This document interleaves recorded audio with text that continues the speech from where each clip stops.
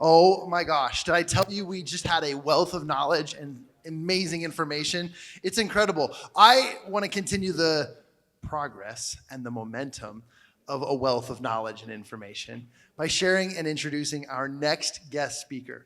His name's Todd Smith, and before he comes up here, I just got to tell you, there's some really cool facts about this guy that I literally just learned, but also you ought to know because this guy is awesome. He is a brain strategist. And on top of that, he's getting a master's degree in sports and performance psychology, okay? By the way, give it up for, we're going to welcome him to the stage, but when you do, make sure you pour into him because he graduates in 6 days. Isn't that cool? It's amazing. So how many of you have degrees? I'm talking to authors. Of course, you all have degrees. Awesome. And then I should also note that he has the Evolving Potential podcast. So he's a podcast host, now a speaker, a wealth of knowledge, a brain strategist, soon to be a psychologist. His name's Todd Smith. Get your energy and put your hands together and bring him to the stage, Todd Smith.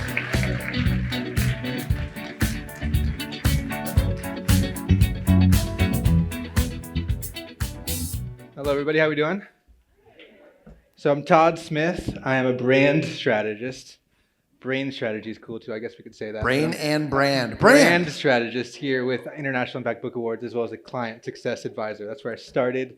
I've kind of moved into brand. I'm very interested in how people present themselves and the things that get in people's way. So first of all, this is a pretty big deal for me.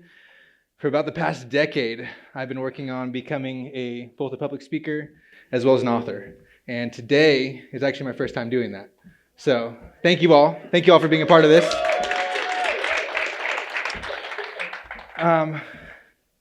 So I know what it took for me to get here, but only each of you knows what it took for you to get here. So I want you to really imagine what it took for you to get here. I really want you to take a moment to ground yourself in this moment and celebrate. Because I know for me, I've always been on to the next, on to the next, on to the next. I know many of you in the room right now are already looking for the next piece of advice. You're writing your next chapter. You're writing your next book. Are you allowing yourself to really be here in this moment? So really celebrate the hard work that you put into this. This was me about 6 years ago. My journey started about 10 years ago. I've been obsessed with getting certifications. I started reading a ton of books. I decided I was going to become a PhD, Dr. Todd Smith, that it was all about getting skills. And it was kind of funny because I realized I was doing the same thing that my clients were doing as personal training. I was doing personal training, and my clients would say, if you just give me the meal plan, if you just give me the workout plan, everything would be good. I'd be fine. Just tell me what to eat, and I'll eat it. And I think we all know it's not that easy. So I was very frustrated, and I was like, what am I going to do about this? I want to study the mind more. I'm going to study why we don't do the things that we already know we should do. We all know, like Rich said, whole foods, if it comes from a plant, if it comes from the earth, it's going to be healthier. We all know that. I don't need to tell anybody that. But again, I was making people meal plans, trying to help people with that. I was really frustrated. It felt like maybe it was my fault, maybe not a good trainer. So I started studying the mind a little bit more. So what I started to discover was there's both external struggles and internal struggles that we face. And so many of you in the room are trying to build your business. You're trying to establish credibility, navigate the entrepreneurial world. Each one of those could expand into many, many topics, many, many things to learn. But then we have to face the internal struggles of self-doubt, fear, and perfectionism that are getting in our way. And I know these internal struggles all too well. So this is actually me. This is my mom and my grandma. I'm going to clue you into a little bit of my situation here. This is actually my first time meeting my grandma, which is kind of odd. My mom's first time meeting my grandma as well. So my mom was adopted. She had to search long and hard to find her grandma in California. She came down to visit us in Seattle. It was really one of the only few times I ever met her in my whole life. So my mom's story was of being adopted. Shortly after this picture, I actually ended up in foster care. So my mom was an amazing mom, great person still to this day. We have a decent relationship, but she really wasn't able to be a parent to me. She was deployed when I was 6 months old to Operation Desert Storm, and she really struggled with her own internal struggles. And so it led to me getting taken away. I ended up with this family, foster family. After a couple of rough starts, I ended up with a good family. So I'm very lucky. I know not everyone has that opportunity. So this is actually on the right. This is my foster dad. We call him the band dad. I've been playing drums my whole life, 10 years, since I was 10 years old. He let me practice hours and hours and hours a day without saying anything at all. We called him the band dad. This is actually one of our first times going to like a concert together because I was very into like heavy metal, hard music. They didn't want anything to do with it, but they supported it. This was us going to see an acoustic guitarist together. It was really cool. It was a really amazing experience. I was really happy that they were interested in something that I was interested in. This is me when I first went to go live with them. I had a lot of internal struggles that caused me to gain a lot of weight. I was coping. At the time, I didn't know what that word even meant. I was just eating. I thought that it was normal. And again, if you saw the picture of my mom and my grandma, I thought that it was normal, that I was overweight. They had told me that some people are bigger boned, some people are hungrier. I thought it just made sense that I wanted seconds and everyone else was happy with their firsts. So this was a trying time in my life. And when I was going to play baseball, I was actually a decent baseball player. My dad was my baseball coach as well, my foster dad. So I'd smack the ball into the outfield, and everybody cheer, and I'd start running, and I wouldn't dare round first base. I would get a single out of anything else somebody would have got a double or a triple out of. So they kind of laughed, and my friends would laugh at me, but at the same time, it was like I had respect, so they called me Tugboat. That was my nickname. This picture right here, I remember my first day of football practice. I was really excited. Me and my brother, my foster brother, would practice together. We'd tackle each other in the yard. I thought I was a pretty tough guy, so I was really excited to do this, actually. But I remember my very first day, they said, warm-up's going to be a lap around the track. I started running about 20 yards. I was like, oh my God, I'm exhausted. And I literally told my foster dad afterwards, like, I think I have asthma. I was like, I'm pretty sure I have asthma. He's like, no, you just don't ever do anything like that. You don't push yourself at all. And he was trying to be nice, but he was brutal and honest guy. And so that's kind of how I try to be for people, as honest as I can. And this is funny. It's the poster that changed everything for me. So every year we used to go to Whistler. I love Whistler, Canada, if anybody knows where that is. Amazing, amazing snow village. I actually proposed to my wife over there in Whistler. So it holds a very special place in my heart. But I was at a theater there. I saw a poster, and it was this. And this is, if anybody knows, this is a show called Smallville. It's basically Clark Kent, Superman, back in the day. I saw this poster, and I go, man, that guy's so lucky. Like, he gets to be on a poster. He gets to play Clark Kent. He gets to play Superman. He's ripped. And my dad goes, no. You're not going to do that. I was like, what are you talking about? He was like, you're not going to pretend he's lucky. This guy has probably worked his tail off. This guy has gone to the gym. This guy has learned how to eat right. This guy has gone to acting classes. This guy's heard no probably a million times. And if you wanted to do the same thing, you could. But you're not doing it right now. Again, he was tough on me a little bit.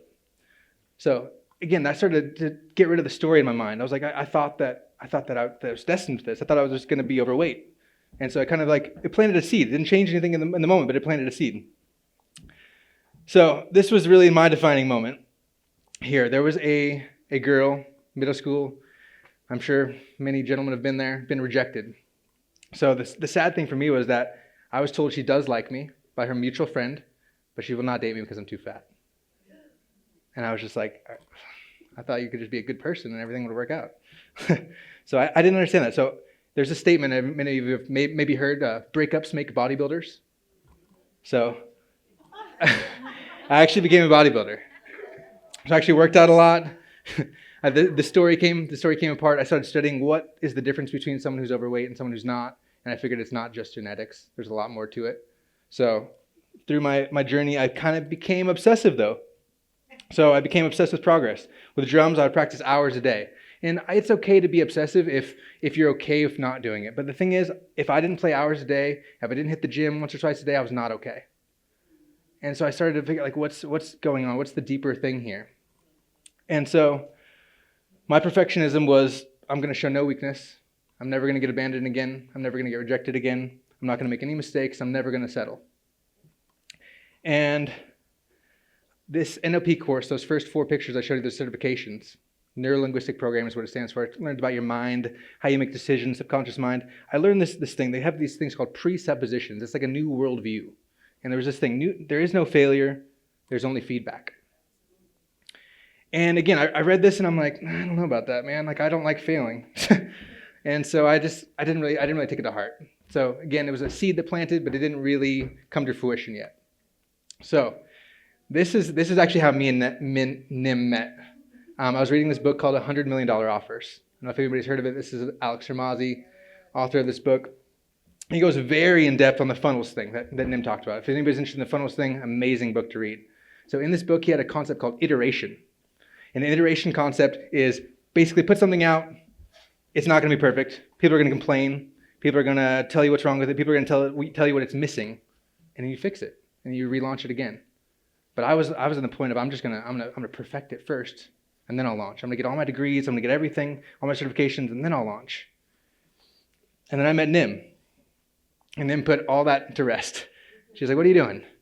Come on, go all in." And so my first event I actually went to with Nim was Go All In Fest. So she ran something here at the same hotel. So this is a full circle moment for me because I said I would speak on the stage at Go All In Fest. It's turned into International Impact Book Awards. But originally it was like, I want to speak on stage. Nim has got me motivated. I want to speak on stage. I want to do this. This is my dream. I want to do it. And so she's really helped me to get out of my own way and to move fast and to just fail forward, to figure it out. And so this is after Go All In Fest, I launched my podcast. It's called Evolving Potential. Now on this place, I've been able to interview Olympic athletes, sports psychologists that work with NFL, NBA, MLB, all kinds of things like that, so that I can really talk about what are these internal struggles that people are dealing with. And I want to leave you with a quote from one of my guests. So he's called a flow performance facilitator. He teaches people how to get into flow. So he works with NFL athletes. He runs retreats in Costa Rica. He's also an extreme sports athlete. He talked about going fast down a mountain. He's like, here's the thing. If you're going to go fast, you got to be tough. You got to be resilient. You're going to know you're going to fall, but are you ready for that? Are you ready to fall? Are you okay with that? Are you going to slow yourself down and play less than? And so what I'm going to recommend to you is I want all of you to go fast. Tomorrow's not promised. I want everyone to go fast, and I want everyone to have resilience and toughness and be okay with failure. And I know many of you are planning. I'm telling you, take action and be okay with failure. Thank you. Ladies and gentlemen, give it up for Todd Smith.